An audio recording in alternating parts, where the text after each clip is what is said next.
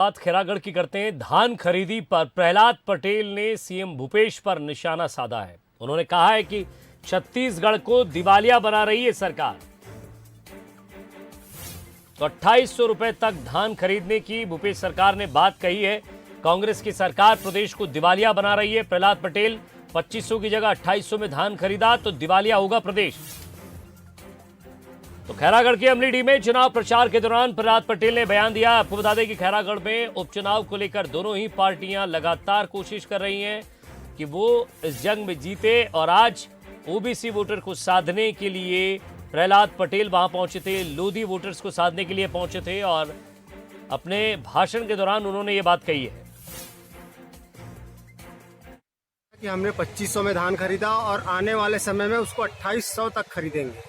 उसको लेकर क्या ख्याल? मुझे लगता है कि राज्य को दिवालिया करने पर आमदा है कांग्रेस, और इसलिए अगर पैसा खर्च करना है तो जल जीवन मिशन में हमने दिया है 1431 करोड़ रुपए, 4 गुना पैसा छत्तीसगढ़ को दिया है। दूसरी किस्त दे दें तो पैसा बचा रहेगा, नहीं तो जाएगा तो छत्तीसगढ़ की जनता तो बेचारा हिसाब नहीं करेगी। लेकिन आप लोग तो समझदार लोग हो। कहना था कि हमने 2500 में धान खरीदा और आने वाले समय में उसको 2800 तक खरीदेंगे। उसको लेकर क्या ख्याल? मुझे लगता है कि राज्य को दिवालिया करने पर आमदा है कांग्रेस, और इसलिए अगर पैसा खर्च करना है तो जल जीवन मिशन में हमने दिया है 1431 करोड़ रुपए, 4 गुना पैसा छत्तीसगढ़ को दिया है। दूसरी किस्त दे दें तो पैसा बचा रहेगा, नहीं तो जाएगा तो छत्तीसगढ़ की जनता तो बेचारा हिसाब नहीं करेगी। लेकिन आप लोग तो समझदार लोग हो।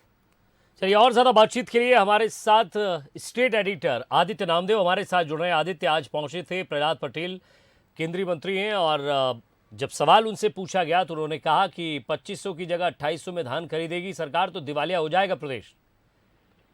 विजय जी, राजनीति में हर एक बयान का अपना महत्व होता है, लेकिन कई बार ऐसे बयान पार्टी के लिए भारी पड़ जाते हैं।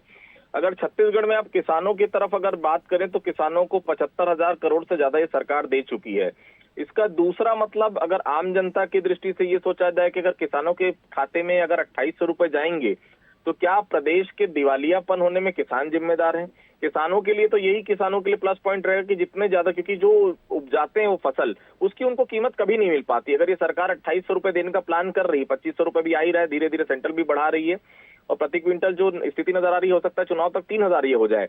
तो क्या ये अगर किसानों के जेब में जाएगा तो क्या सरकार दिवालियापन घोषित हो जाएगी? सरकार तो चाह रही कि हर किसान के पैसे में जाए, जेब में पैसे जाए, क्योंकि कहीं ना कहीं देखिए छत्तीसगढ़ में हर घर में किसान होता है और अधिकतर आबादी जो किसानों की है, और निश्चित तौर पर ये सरकार का फोकस भी ग्रामीण अर्थव्यवस्था ही रहा है। और अगर किसान के खाते में ज्यादा पैसे जा रहे हैं और ये कहा जाए कि उसके बाद सरकार दिवालिया हो जाएगी, तो निश्चित तौर पर इसका विरोध का सामना भारतीय जनता पार्टी को करना पड़ सकता है। ये राजनीतिक परिप्रेक्ष्य में अच्छा बयान बिल्कुल नहीं माना जा सकता, क्योंकि ऐसे बयानों के बाद निश्चित तौर पर अभी तक कांग्रेस का जो मीडिया सेल है वो इस पर हावी हो गया होगा। इस बयान को कहीं ना कहीं लगातार सोशल मीडिया भी वायरल किया जा रहा हो कि क्या किसानों को ज्यादा पैसा सरकार दे रही है तो बीजेपी के पेट में दर्द हो रहा है। तो ये चीजें कहीं ना कहीं निगेटिव हो सकती हैं। भारतीय जनता पार्टी को बहुत सोच समझ के बयान देने की जरूरत है, क्योंकि उपचुनाव में वैसे भी जो रूलिंग पार्टी रहती है उसका पलड़ा भारी रहता है, लेकिन ऐसे जब बयान आ जाएंगे तो निश्चित तौर पर नुकसान हो सकता है, क्योंकि खैरागढ़ में भी किसान की आबादी बहुत ज्यादा है। ऐसे में इस बयान के बाद कितना इम्पैक्ट भारतीय जनता पार्टी की आगे की राजनीति में पड़ेगा तो देखने वाली बात होगी, लेकिन फिलहाल इस बयान से सीधा तौर पर भारतीय जनता पार्टी को नुकसान होता हुआ दिखाई दे रहा है। जी, और दोनों पार्टियां क्या सोचती है इस पर, ये भी हम बातचीत करेंगे। आप बने रहिए हमारे साथ। आरपी सिंह जी, कांग्रेस प्रवक्ता है, हमारे साथ जुड़ रहे हैं। आरपी जी, स्वागत है आपका। संजय श्रीवास्तव जी, बीजेपी प्रवक्ता है, वो भी हमारे साथ जुड़ रहे हैं। सबसे पहले मैं संजय श्रीवास्तव जी, आप ही से बात करूंगा कि आपकी पार्टी के एक नेता पहुंचते हैं और ये कहते हैं कि अगर सरकार ज़्यादा पैसा देगी, 2500 से 2800 कर देगी तो प्रदेश दिवालिया हो जाएगा। सवाल ये है कि किसानों के साथ ही हित की बात करके ये सत्ता में आए हैं, और शायद आपके सत्ता से बाहर जाने का रास्ता भी वहीं तय हुआ था। देखिए, ऐसा है विजय जी, मैं 2-3 बिंदुओं पर इसका जवाब दूंगा, उसको थोड़ा सा आप सुनेंगे या समझेंगे। देखिए, ऐसा है कि हम तो चलिए हमने तो पहले ही रखा, जब 2800 की इन्होंने बात कही थी तो 4-6 महीने पहले मुख्यमंत्री जी ने कहा था कि हम 2800 देंगे, लेकिन उन्होंने नहीं दिया। और 2800 रुपए तो इनको उस समय ही दे देना चाहिए था। इन्होंने 2500 रुपए की बात उस समय की थी। केंद्र की हमारी जो एमएसपी की राशि बढ़ गई है, वैसे ही इनको 2800 रुपए 2500 डिक्लेरेशन के बाद ही देने की स्थिति, तो 685 रुपए अंतर की बात है, पहली चीज। दूसरी बात यह है, देखिए ऐसा है कि प्रदेश में लगभग हर क्षेत्र के अंदर में विकास की मांग रहती है। इंफ्रास्ट्रक्चर से लेकर, किसान से लेकर, एजुकेशन से लेकर, हेल्थ से लेकर, सभी सेक्टर्स में काम होता है, तब प्रदेश तेज गति से आगे बढ़ता है। आज तमाम प्रकार के काम लगभग बंद हो गए सभी सेक्टर्स में। कर्जे पे कर्जा सरकार ले रही है, क्या कर्जे का बोझ नहीं रहता सरकार पर? प्रति व्यक्ति लोगों के ऊपर में कर्जा नहीं होता। मैं इसकी बात करूं तो केवल राजनीति की बात नहीं है। तीसरा विषय, ये क्या देंगे? ये तो चौथे किस्त है ना, पिछले साल की चौथे किस्त, इसमें 40% की राशि काटे हैं। ये देने में नहीं, ये तो लोगों के साथ में भ्रम फैलाने का काम कर रहा है। पहले ये गिरदावरी के नाम से लोगों का रकबा, पहली बार जिंदगी में ऐसा हुआ देश की आजादी के बाद कि लोगों की जमीनों को कम बताकर पैसा काटा जा रहा है, बारदाने का पैसा काटा जा रहा है। तमाम प्रकार के काटने के बाद 2100 से 2200 रुपए, मैं चुनौती देता हूं, सामने बैठ जाए खैरागढ़ में कोई भी कांग्रेस का नेता आकर और बता दे कि कैसे इनको 2500 रुपए दिया जा रहा है। 2100 से 2200 किसान बोल रहा है, किसान खड़े होकर बोल रहा है कि हमको इतना पैसा नहीं मिल रहा है। चौथे किस्त की राशि की मैं बात करता हूं, बता दें मुझे कि चौथे किस्त की राशि क्यों काटी गई? 40% की राशि आप ही के समाचार पत्रों में, चैनलों के अंदर में लगातार ये चर्चा हो रही है। तो केवल बेईमानी के नाम पर लोगों को भ्रम फैलाकर कि हम तुम्हारे खाते में ज्यादा पैसा दे रहे हैं। आप तात्कालिक लाभ ले सकते हैं, एक बार आप सरकार बना सकते हैं, लेकिन जनता समझदार है, किसान समझदार है और निश्चित रूप से इसका ही प्रभाव है कि खैरागढ़ में आज इनकी स्थिति खराब है। ये मॉडल भूल गए, छत्तीसगढ़ मॉडल, भूपेश मॉडल भूल गए। चलिए, मैं रोक रहा हूँ सर आपको। आरपी सिंह जी की बात कर रहे हैं सर। पर मुझे लगता है कि कहीं ना कहीं आपके बड़े नेता अगर यहाँ पहुँचते हैं तो छत्तीसगढ़ की पृष्ठभूमि और वहाँ की जो राजनीतिक परिस्थितियाँ हैं, कम से कम उसे समझकर बयान दिया जाए, क्योंकि ये आपके नेगेटिव नहीं जाए। अब आरपी सिंह जी हमारे साथ जुड़े हैं। आरपी सिंह जी, मुझे लगता है कि अब तक आपकी सोशल मीडिया की टीम ने काम शुरू कर दिया होगा। देखिए, सोशल मीडिया की टीम तो अपना काम करेगी, लेकिन ये बड़े दुख की बात है कि भारतीय जनता पार्टी का जो असली किसान विरोधी चेहरा है, चाहे वो नरेंद्र मोदी हो, चाहे वो प्रहलाद सिंह पटेल हो, चाहे डॉक्टर रमन सिंह हो जी, ये सब किसान विरोधी हैं। ये एक बार फिर से प्रहलाद पटेल के बयान ने साबित कर दिया है। मोदी जी कहते थे कि 2022 तक किसानों की आय दोगुनी होगी, लेकिन किसान सड़कों पर आ गया है, महंगाई चरम पर है। 3 काले कृषि कानून बनाए गए जिससे किसानों की जमीन पर डाका डालने की साजिश की गई। 1 साल किसान धरने पर बैठे रहे, 700 किसान भाइयों की मृत्यु हो गई और मोदी जी के मुंह से जुबान नहीं निकली। मोदी जी मुंह में दही जमा के बैठे रहे। रमन सिंह जी यहाँ थे तो कहते थे 21 रुपए में धान खरीदूंगा, 300 बोनस, 2400 दूंगा।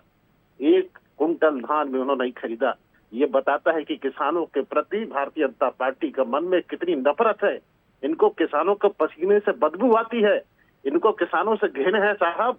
और ये एक बार फिर से प्रहलाद पटेल ने साबित कर दिया है।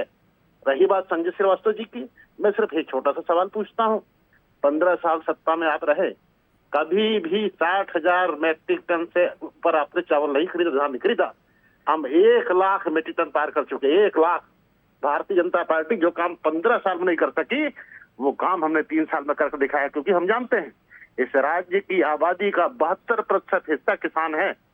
अगर किसान के हाथ में पैसा जाता है तो अर्थव्यवस्था को मजबूती मिलती है, गांव में रौनक आती है और गांव की जो जनता उसके चेहरे पर जो है अच्छी खुशी आती है। आपने देखा होगा, PMI की रिपोर्ट आपने पढ़ी, हिंदुस्तान का एकमात्र ऐसा राज्य जहां पर बेरोजगारी की दर 0.6% है और मोदी जी के राज में पूरा देश उन्होंने चूल्हे पर झोंक दिया है और बेरोजगारी 7.6%।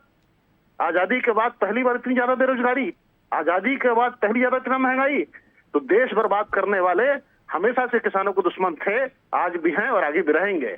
चलिए, मुझे लगता है कि संजय जी, आपकी पार्टी को इस बयान के लिए कुछ दूसरा बयान देना पड़ेगा, वरना इस चुनाव में, खैरागढ़ चुनाव में शुरुआत में जहां स्टार प्रचारक आपके आ रहे हैं और शायद जो बात, क्योंकि प्रहलाद पटेल बहुत ही गंभीर नेता हैं और वो बहुत मजबूती से अपनी बात रखना जानते हैं, लेकिन जो इंटरप्रिटेशन या ये कहें कि इसको जो समराइज करने का तरीका होगा, शायद वो कुछ और हो जाएगा, क्योंकि ये बयान जिस स्थिति में दिया गया है वो स्थिति अलग थी और इस बयान को समझने की स्थिति अलग है। इसके लिए आप लोगों को लगना पड़ेगा, मुझे लगता है। चलिए, बहुत बहुत शुक्रिया इस तमाम बातचीत के लिए।